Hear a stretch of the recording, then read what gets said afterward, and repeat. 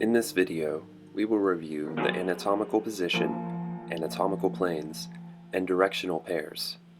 A thorough understanding of these terms is important to providing prompt, quality patient care. Let us begin.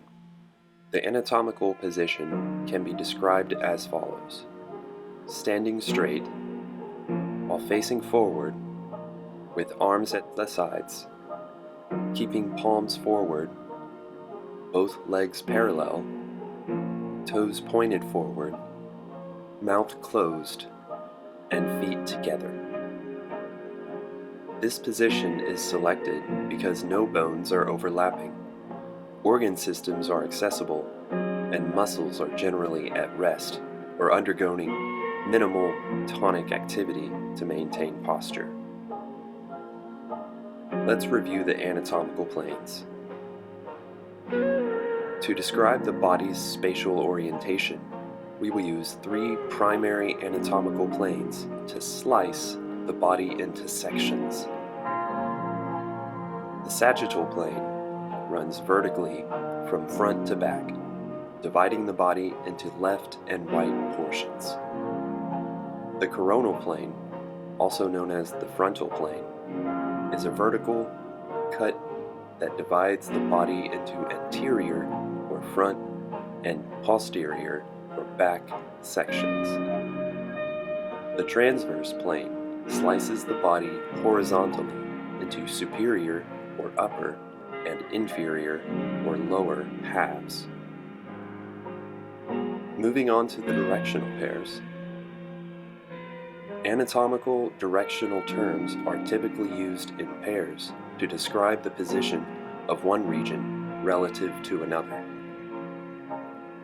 The midline is the mid-sagittal plane and passes vertically through the body.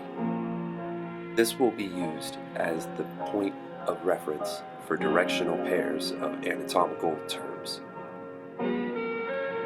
Medial describes structures towards the midline of the body, while lateral describes structures further away from the midline, towards the sides. Right and left correspond to the right and left direction from the perspective of the anterior mid-sagittal. Proximal means closer to the trunk or point of attachment, and distal means further away. Superior refers to a position higher or towards the head, whereas inferior refers to a position lower or towards the feet. Anterior describes the front of the body, while posterior describes the back of the body. When referring to the body and limbs, ventral indicates to the belly side and dorsal indicates to the back. However, the direction of dorsal and ventral shift near the neck and head because of the nervous system has a bend where the spinal cord meets the brain. Since the anatomical position is defined as standing upright, the brain is tilted forward relative to the spine. This bend caused the axis to rotate counterclockwise 90 degrees, meaning dorsal points towards the top of the head and ventral points towards the jaw. In this transverse section of the inferior aspect of the right leg, we can see the distinction between superficial and deep, where superficial describes structures closer to the surface of the body, such as the skin, whereas deep refers to structures further inward, away from the surface. The common surgical positions include prone and supine. These terms describe body positions when lying down. Supine means lying face up with the posterior of the back near the surface, while prone means lying face down with the anterior of the abdomen next to the surface. This is just a sampling of the major terms within anatomy. The degree of specificity goes quite deep. No pun intended.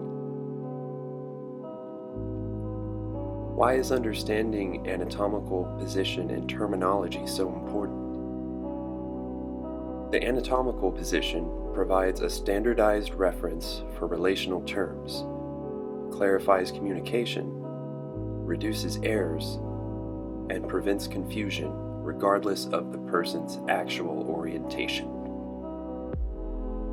Failure to understand and use these terms correctly can result in delay of care, legal consequences, injury, or death.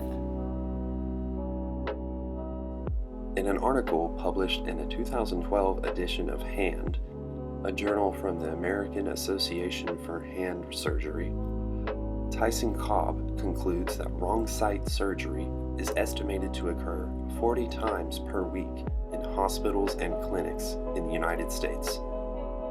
This equates to approximately 1 in 112,000 surgeries.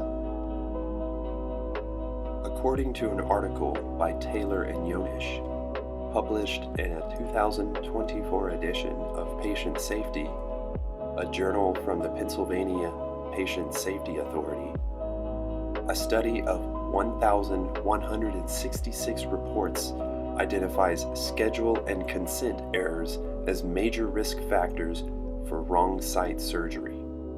Schedule errors account for 56% of these events, while consent errors make up 34%. Within these categories, wrong side errors are the most frequent subtype, occurring in 69% of reported cases. It is the responsibility of the patient's care team, from schedulers, medical coders, nurses, healthcare techs, physicians, phlebotomists, lab techs, medical scientists, and others to identify the correct site for any assessment or procedure. A significant number of these errors could have been evaded simply by the patient care team having a comprehensive understanding of anatomical terminology. This concludes the review. Thanks for watching.